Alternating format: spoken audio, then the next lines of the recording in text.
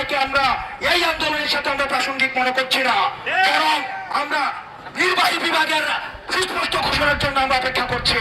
বেঈমানের মতো শুধুমাত্র প্রথম শ্রেণী এবং দ্বিতীয় শ্রেণীর কোটা পুনর্বহালের দাবিতে ঘরে ফিরে যায়, যারা তৃতীয় শ্রেণী এবং চতুর্থ শ্রেণীর চাকরির জন্য পড়াশোনা করছে তাদের সাথে বেঈমানি করা হবে।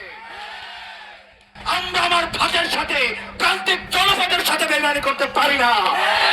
সেজন্য যতক্ষণ না পর্যন্ত সকল প্লেনের কোটার বৈষম্যমূলক কোটার যৌক্তিক সমাধানের সুস্পষ্ট নির্দেশনা নির্বাহী বিভাগ থেকে আসছে, ততক্ষণ পর্যন্ত ঢাকা বিশ্ববিদ্যালয়ের কোন সচেতন শিক্ষার্থী রাজপথ ছেড়ে পড়ার টেবিলে ফিরে যেতে পারে না।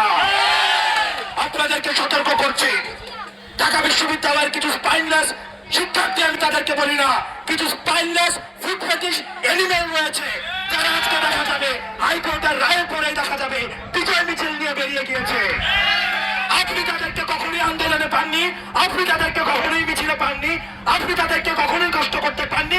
তারা এই পুরো সপ্তাহটা শুধু বড় ভাইদের কেটে গিয়েছে, কিন্তু আজকে যখন হাইকোর্টের রায় বের হবে তাদেরকেই দেখা যাবে আজকে মিছিলের সামনে বিজয় মিছিল নিয়ে বেরিয়ে গিয়েছে। এই স্পাইনলেস এনিমেলদেরকে আমরা বলতে চাই, আপনারা সাধারণ শিক্ষার্থীদের সাথে বেইমানি করতে পারেন না। বাংলার ইতিহাস সুস্পষ্ট, দিবালুকের মতো সত্য, সাধারণ শিক্ষার্থীদের এগেনস্টে গিয়ে কেউ বাংলাদেশে সাস্টেইন করতে পারে নাই। আমরা ঘোষণা করতে চাই, এখনো সময় আছে।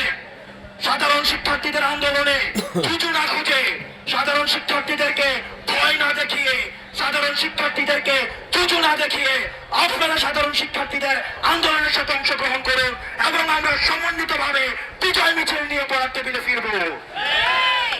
নির্বাহী বিভাগের দৃষ্টি আকর্ষণ করছে, আপনার সন্তানরা রাস্তায় থাকুক, সেটা নিশ্চয়ই আপনারা চান না, আমরাও চাই না।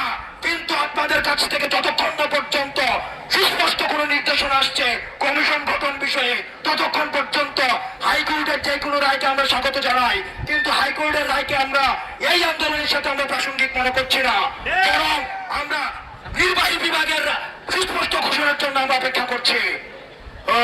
Action to action.